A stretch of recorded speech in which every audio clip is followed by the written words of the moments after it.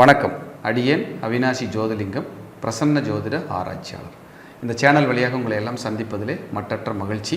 இந்த சேனலுக்காக நீங்கள் கொடுத்து வருகின்ற ஆதரவிற்கு கோடான கோடி நன்றி. இன்றைக்கி தலைப்புக்குள்ளே போயிடலாம். இரண்டாவது குழந்தையும் தந்தையின் வாழ்வாதாரமும், இதுதான் தலைப்பு. இது ஒரு ஜாதகம் பார்க்கும்போது இந்த தலைப்பு எனக்கு இம்ப்ரெஸ் பண்ணிச்சு. சிலர் இரண்டாவது குழந்தை பிறந்த பின்பு சிலர் நல்லா இருக்காங்க. முதல்ல பையன் பிறந்திருக்கும், ரெண்டாவது பொண்ணு பிறந்திருக்கும். அவங்க சொல்லுவாங்க, என் பொண்ணு பிறந்துச்சு ரெண்டாவது குழந்தை, நான் உயரத்துக்கு போயிட்டேன், டாப் லெவலில் இருக்கேன் அப்படின்னு சொல்லுவாங்க. இல்லை முதல்ல பையன் பிறந்தார், ரொம்ப பிரமாதமாக இருந்தேன், நல்லா இருக்கேன். சிலர் மூணாவது குழந்தை பெற்றுக்குவாங்க. மூணாவது குழந்தை பிறக்கும்போது ரொம்ப சூப்பர், நான் ரெண்டு குழந்தை பிறந்தது நான் ரொம்ப கஷ்டப்பட்டேன், ஆனால் மூணாவது குழந்தை பிறந்ததுக்கப்புறம் வேறு லெவல், ஆனந்தம், அருமை, ஜெயிச்சிட்டேன் அப்படின்னு சொல்லுவாங்க. இந்த ரெண்டாவது குழந்தை பிறக்கும்போது தந்தையோட பொருளாதாரம், வாழ்வாதாரத்தை நம்ம கணிக்கிறதுக்கு நம்ம ஜோதிடத்தில் விதிகள் இருக்குது. எளிமையான விதிகள் தான், பேசிக் தான். ஆனால் அதில் நிறைய ரகசியங்கள் அடங்கியிருக்கு. ஒரு பஞ்சாங்கம்னு 150 ரூபா பஞ்சாங்கம்னு நினைப்போம். அந்த பஞ்சாங்கத்தை வாங்கி நீங்கள் படித்தீங்கன்னா அதில் இல்லாத சப்ஜெக்டே இல்லை சார். ஒட்டுமொத்த ஜோதிடமும் அதுக்குள்ளே தான் சார் இருக்குது. திதி, யோகம், கரணம், ராசி, நட்சத்திரம், இது எல்லாம் உள்ளே இருக்கும். இப்போ பிரித்து படிக்க படிக்க உத்வேகமாக இருக்கும், ரொம்ப ஆனந்தமாக இருக்கும். இப்படியெல்லாம் ஒரு சப்ஜெக்ட் இருக்கா, ஜோதிடம்ங்கிறது இவ்வளோ பெரிய நல்ல விஷயமா? ஏன்னா அறிவியல் கலந்த ஆன்மீகம். ஆன்மீகத்தை மட்டும் புகுத்தலை, அது ஒரு மூட நம்பிக்கை கட்டாயம் கிடையாதுங்க. அறிவியலோடு இருக்கிற ஆன்மீகம். ஆன்மீகம்ங்கிறது கிரகண நேரம் 10 மணி 32 நிமிஷத்துக்கு கிரகணம் தொடங்கி 11 மணி 4 நிமிஷத்துக்கு விலகுதுன்னு சொல்கிறோம். அது கரெக்டாக நடக்குது. அந்த டைம் வரும்போது கிரகணம் முடிஞ்சு வெளியேறிடுது. இப்படி எவ்வளோ பஞ்சாங்க விஷயங்களில் பாருங்கள், எவ்வளோ மேஜிக் நடந்திருக்கு.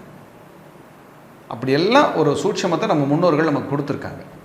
அப்படி இரண்டாவது குழந்தை அப்படின்னு நான் ஒரு ஜாதகம் பார்த்தேன். அந்த ஜாதகத்தில் நான் நிறைய சொல்லியிருக்கேன்.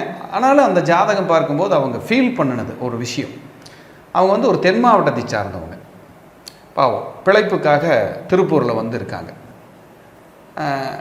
ஜாதகத்தை கொடுக்கும்போது அவர் ஜாதகத்தை கொடுக்குறாரு.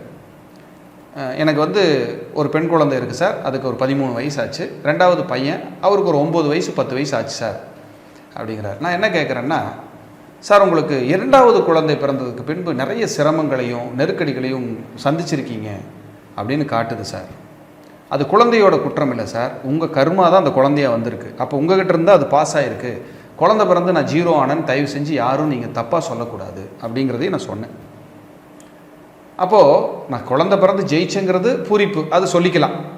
குழந்தை பிறந்து தான் நான் இப்படி கீழ்நிலைக்கு போயிட்டேன் அப்படிங்கிறது அந்த குழந்தைக்கு மனசு எவ்வளோ வலிக்கும், அப்படி நம்ம சொல்லக்கூடாது. 2 குழந்தைகளும் பிறந்துச்சு, நான் நல்லா இருக்கேன் அப்படின்னு கஷ்டப்படுறேன் அப்படின்னா அது என் கர்மா அப்படின்னு நம்ம தான் காம்ப்ரமைஸ் ஆகிக்கணும். குழந்தைங்க மேலே பழி போடுறதுக்கு நமக்கு ரைட்ஸ் கிடையாது. ஏன்னா உங்கள் பாட்டம் பூட்டன் செஞ்ச, உங்கள் முன்னோர்கள் செய்த பிறவி கர்மா தான் அந்த குழந்தை. நல்ல கர்மா செஞ்சுருந்தா யோக குழந்தை, கெட்ட கர்மா செஞ்சுருந்தா கெட்ட கிரகங்களோட குழந்தை. இதுதான் உண்மை, இதுதான் ஜோதிட சூட்சமம். அப்படி அந்த ஜாதகத்தை பார்க்குறேன். அவர் ஒரு மகர லக்னத்துக்கார், ஒரு மகர லக்னம். 7ஆம் இடம் தான் ரெண்டாவது குழந்தை. நல்ல கவனிங்க, 7ஆம் இடம். 5ஆம் இடம் முதல் குழந்தை, 7ஆம் இடம் ரெண்டாவது குழந்தை, 9ஆம் இடம் மூணாவது குழந்தை. இதை ஜோதிட விதிகள். அப்போ 7ஆம் இடத்துல அவருக்கு யார் இருந்தாங்கன்னா 6ஆம் அதிபதியான புதன் அங்கேயே இருக்கார். அஷ்டமாதிபதியான சூரியனும் அங்கே தான் இருக்கார். பாருங்க, 6ஆம் அதிபதியான புதன் அங்கே, அஷ்டமாதிபதியான சூரியன் அங்கே, பாதகாதிபதியான செவ்வாயும் அங்கே 7ஆம் இடத்துல. அப்போ நான் கேட்குறேன், சார் உங்களுக்கு 7ஆம் இடம், 6ஆம் அதிபதி, பாதகாதிபதி, அஷ்டமாதிபதி 3 தொடர்பு 7ஆம் இடத்துல இருக்குது. அப்போ 7ங்கிறது ரெண்டாவது குழந்தை மட்டும் இல்லை, மனைவியையும் குறிக்கும். அப்போ கல்யாணம் பண்ணி ஒரு போராட்டத்தை சந்திச்சிங்களா, ஊரை விட்டு காலி பண்ணி வந்தீங்களான்னா ஆமாம் சார், கல்யாணத்துக்கு அப்புறம் தான் ஊரை விட்டு நாங்கள் காலி பண்ணி வந்தோம். இங்கே நல்லா போயிட்டுது சார். ரெண்டாவது குழந்தை என்னைக்கு பிறந்ததோ அன்னைக்கு சிரமங்களை சந்திக்க ஆரம்பிச்சிங்களா சார் அப்படின்னா எஸ். என்னைக்கு இந்த ரெண்டாவது குழந்தை ஜனனமாகி வரும்போதெல்லாம் படிப்படியாக இழந்துக்கிட்டே வந்தோம் சார் அப்படின்னு அவர் சொல்கிறார். நான் கேட்குறேன் ஜாதகத்தை பார்த்து, எப்படி சார் இதை சொன்னீங்க? கரெக்ட் சார், உண்மை சார் அப்படிங்கிறார். அப்போ 7ஆம் இடம் தான் 2வது குழந்தை. அந்த 7ஆம் இடத்துல போய், அந்த 2வது குழந்தைங்கிற இடத்துல போய் பாதகாதிபதி, அஷ்டமாதிபதி, 6ஆம் அதிபதி இருந்ததுனால அவர் ஒரு பெரிய ஒரு கடை வச்சுருக்காரு. நான் இழுத்து பூட்டி 4 மாதம் ஆச்சு சார். அவரோட தசாபுத்தி ஒரு காரணம், இந்த 2வது குழந்தையினுடைய அமைப்பின்படியும் ஒரு காரணமாக அது சொல்லப்படுது. சார் என்ன சார் நாங்கள் பண்ணணும்? சார் இந்த குழந்தை 2வது குழந்தையாக ஜனனமானதுனால அந்த கிரகப்படி உங்களுக்கு கஷ்டங்களை அது கொடுக்கறதுக்கு கர்மா தயாராக இருக்குது. அப்போ இது உங்கள் குழந்தையே இல்லை, இது தெய்வத்தோட குழந்தை, நான் தெய்வத்துக்கிட்ட ஒப்படைச்சிட்றேன்னு சொல்லி தத்து பரிகாரம் பண்ணுங்கள். பண்ணும்போது ஒரு ரிலாக்ஸ் கிடைக்கும். நிறைய பேர் தத்து கொடுக்க சொல்லுவோம். அவங்க எப்படி என் குழந்தை போய் நான் இன்னொருத்தருக்கெல்லாம் கொடுத்து நான் அதெல்லாம் எப்படி பண்ணுவேன்? அப்படியெல்லாம் என்னால் பண்ண முடியாது சார். வாஸ்தவம் தான், என் குழந்தை நம்ம உணர்வும் நமக்கு இருக்கும். அது எப்படி நான் தத்து கொடுக்க முடியும்? தத்து கொடுக்குறதுனா இன்னொரு உறவினர்களுக்கு நான் சொல்லலை. நான் என்னோடய தத்து பரிகாரங்களெல்லாம் தெய்வத்துக்கிட்ட கொடுத்து தெய்வத்துக்கிட்ட இருந்து அந்த குழந்தையை வாங்கிக்கோங்க. அப்போ அந்த தத்து பரிகாரம்னு ஜோதிட சாஸ்திரங்களில் தொன்று தொட்டு அரசர்கள் காலத்திலிருந்தே இருக்குங்க. அப்போ அதை செய்யும்போது ஒரு ரிலாக்ஸ் கிடைக்குது, ஒரு ரிலீஃப் கிடைக்குது.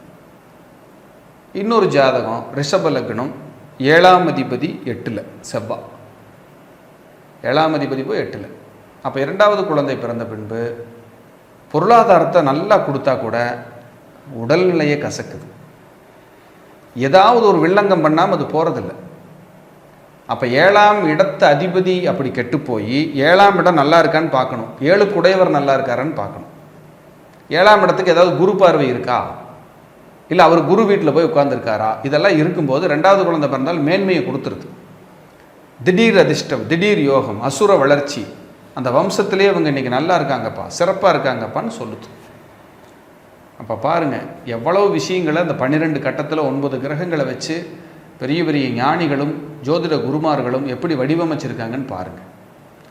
அப்போது 2வது குழந்தை இப்போ 7ஆம் அதிபதி போய் ஆட்சி உச்சம் பெற்று வலித்திருந்தாலும், 7ஆம் இடத்திற்கு குரு பார்வை இருந்தாலும், 7ஆம் இடத்தில் 5, 9, 11 சுபர்கள் தொடர்பு கொண்டாலும் 2வது குழந்தை பிறந்த பின்பு அந்த தகப்பனார் அசுர வளர்ச்சி அடைகிறார், முன்னேற்றத்தை நோக்கி பயணிக்கிறார். 7ஆம் இடத்துல போய் ஒரு பெரிய சூப்பர் ஸ்டாரான கிரகமான பாக்யாதிபதி உட்கார்றாரு, இல்லை 5ஆம் அதிபதி பார்த்துட்றாரு, 10ஆம் அதிபதி பார்த்துட்றாரு,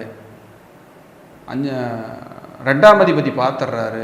7ஆம் இடத்துனா குழந்தை பிறந்த 2வது குழந்தை பிறந்த அடுத்த மாதத்துலேருந்து வருமானம் பின்னி எடுக்கும், கட்டாயம் நல்லா இருப்பாங்க. இங்கே அவர் ஜாதகத்தில் அப்படி தான் யோகமே இருக்கும். இந்த பீரியடில் நீ நல்லா இருக்க போகிறீங்கன்னா தான் உங்களுக்கு தகுந்த மாதிரி அந்த 2வது குழந்தை யோகத்தோடு பிறக்கும். நீங்கள் கஷ்டப்பட போகிறீங்கன்னா அந்த குழந்தையும் கஷ்டத்தில் தான் வரப்போகுதுங்கிறது தான் உண்மை. ஏன்னா செயின் லிங்க் அப்படி தான் இறைவன் பண்ணி வச்சுருப்பார். ஸோ எவ்வளோ விஷயத்தை சூட்சமாக சொல்லுது பாருங்கள். அப்போ 2வது குழந்தை வரும்போது, 2வது குழந்தை பிறக்கும்போது ஒரு ஜாதகரின் நிலைப்பாடு என்ன என்பதை எளிதாக ஜோதிட சாஸ்திரம் 100க்கு 100 சொல்கிறது என்பதை மறுப்பதற்கில்லை. மீண்டும் ஒரு நல்ல பதிவில் சந்திக்கிறேன். நன்றி, வணக்கம், வாழ்க வளமுடன்.